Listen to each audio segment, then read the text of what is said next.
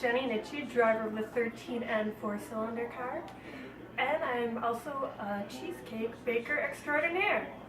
However, it was brought to my attention that there are people out there who disbelieve in my cheesecake baking abilities, so I am here to give a tutorial to prove them wrong and to give everybody a quick one-over on how to make delicious cheesecake. First off, I've already made my crust, which for what I'm going to make, the maple bacon cheesecake, I used a pretzel crust. You can make crust out of anything that you can make into a dust and add butter to. Like graham crackers, animal crackers, I've used Fruity Pebbles. Whatever you think would taste good with whatever cheesecake you're making, use that. Then, the next rule to making cheesecakes is I always start with the same base. All you have to do is remember 3. I use 3 packages of cream cheese, 3/4 cups of sugar. I prefer to use brown sugar, but you can use white if you'd like, and 3 eggs. So, right now, all I'm going to start by doing is by creaming the cream cheese with the brown sugar.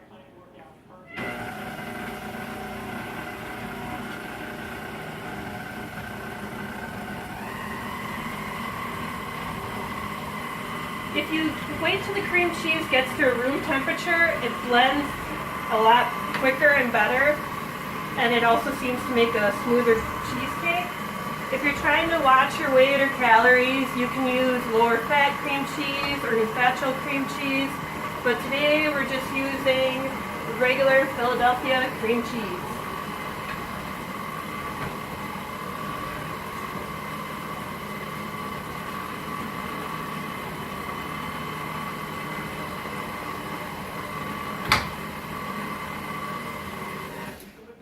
Okay, this is pretty good to start with. You don't want to overbeat your cream cheese because it'll get too watery and runny, and then your cheesecake will have a bad consistency. So next, what we're going to add is my 3 eggs. And another thing I add to every cheesecake is some vanilla. You don't have to, but vanilla pretty much makes everything better. So we're going to add 1 tablespoon of vanilla. And then we're going to mix it until it's a little more creamier consistency. We're going to plug the mixer back in and try that again.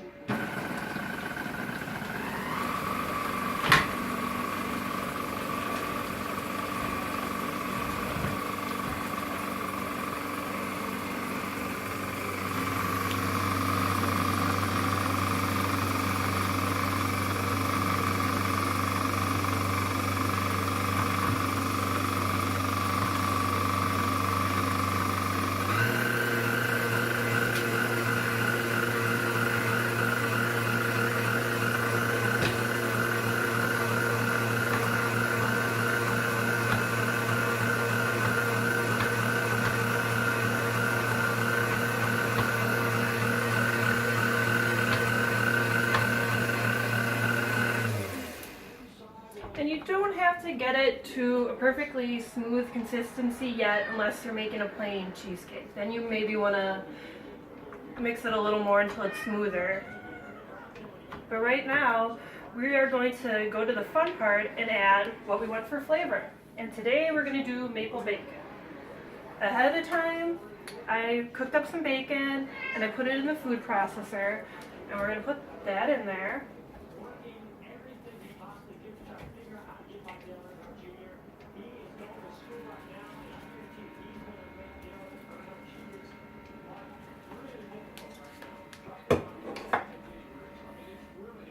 And then we're going to add some maple syrup.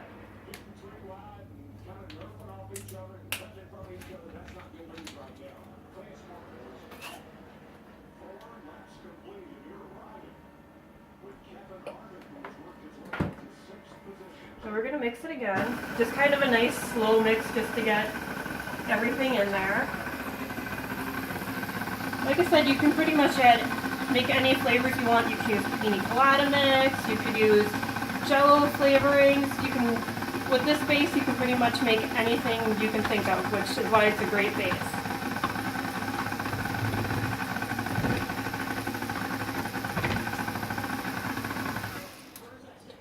I am not big into measuring everything. What I do to make sure the flavor is going to be about right is I just taste a little bit of it.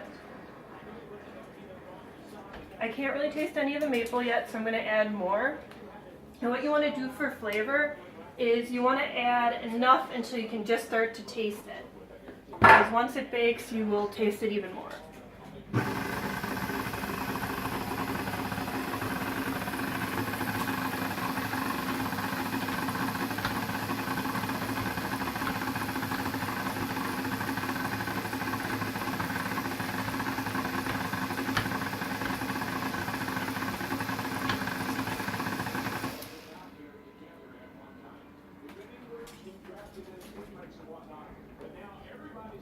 I'm starting to taste the maple syrup, but not too much yet, so I'm going to add just a little more, and then I think we're good to go.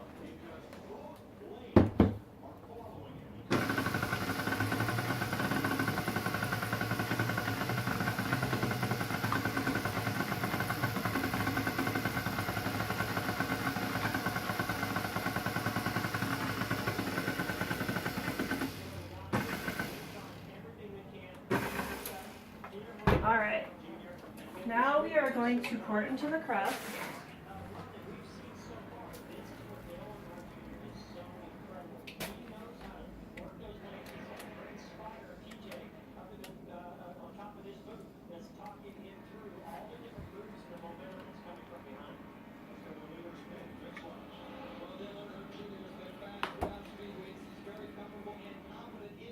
Smooth it out a little bit.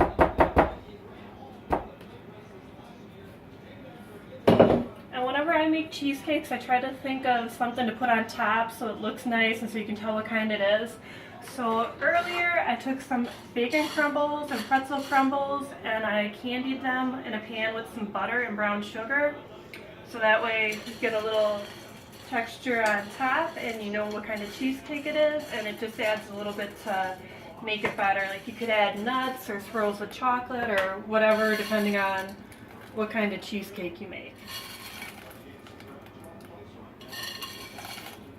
Try to get it on there a little evenly.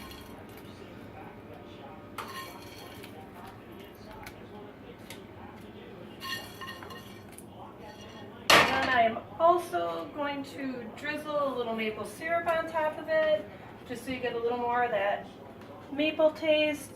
And again, it just kind of makes it look a little prettier.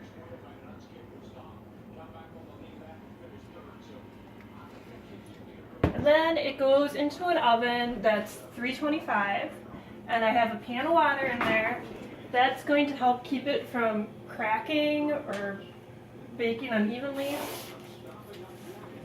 It's going to bake for probably about an hour, but depending on how many other liquids you have in there and how much liquid is inside, it may take a little longer. The best way to check it is to give it a little shake. And if it's a firm shake where the middle moves just a little bit, it's done. You don't want to overbake it and have black edges and have it start to crack. So you do want a little bit of a firm shake. So we're going to give it an hour and then we'll pull it out of the oven. And what I do to also help prevent it from cracking down the middle, because that just ruins the whole way your cheesecake looks, is I let it come to temp for like 5 minutes on the cupboard. And then I put it right in the freezer. I don't let it come to room temperature because that's a lot of times when it'll settle really slow and then you'll get the dips and valleys that make your cheesecake not look pleasing. So I only let it come on the counter for like 5 minutes, and then right in the freezer it goes. And as long as you wrap it tight and keep it in a good container, you can leave it in the freezer for a long time and it'll stay good and fresh. So here, to all the non-believers, this is me making a cheesecake, putting it in the oven. It's going to be delicious, and with the simple steps I told you, you can go ahead and make your own cheesecake and it'll be delicious. Thanks. Bye.